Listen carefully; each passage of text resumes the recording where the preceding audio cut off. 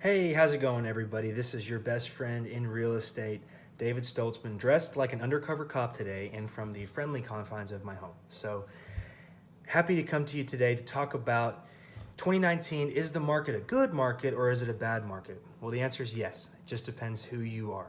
So, I'm going to run through who the market is good for going into 2019 and who the market's bad for.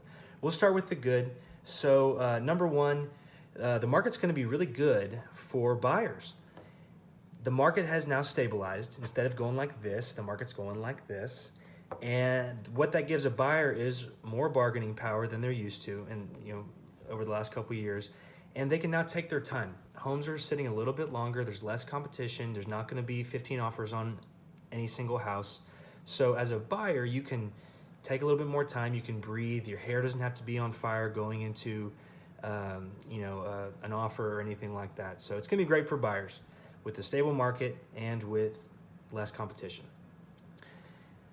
Number two, who it's going to be good for is sellers who bought their house January of 2016 and back, so previous. If you bought your home before January 1 of 2016, it's going to be great for you if you're thinking about selling in 2019 because you've already captured all your equity.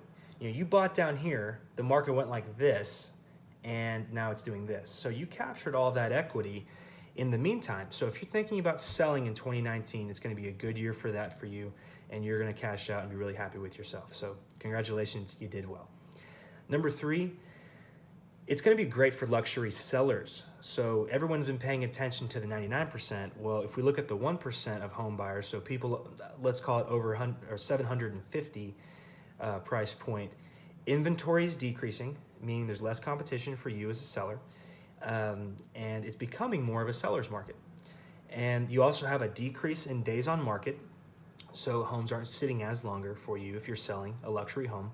And your average price point is increasing as we speak. So if you have a luxury home, you're thinking of selling in 2019, it's going to be a good year for you and you'll be pleased with that as well.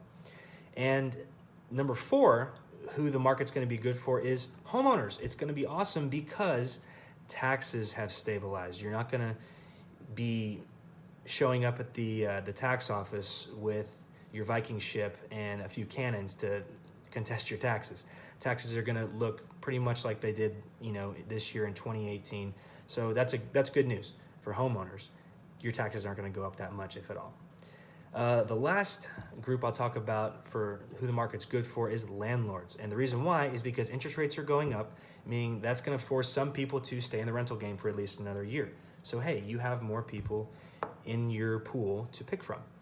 And also, if you're a landlord, we are still drastically undersupplied in the long term in DFW for rental units. So there's a lot more people out there that want to rent and there's not as many units. So if you're a landlord, it's going to look good for you in 2019 going forward. Now, who's the market bad for?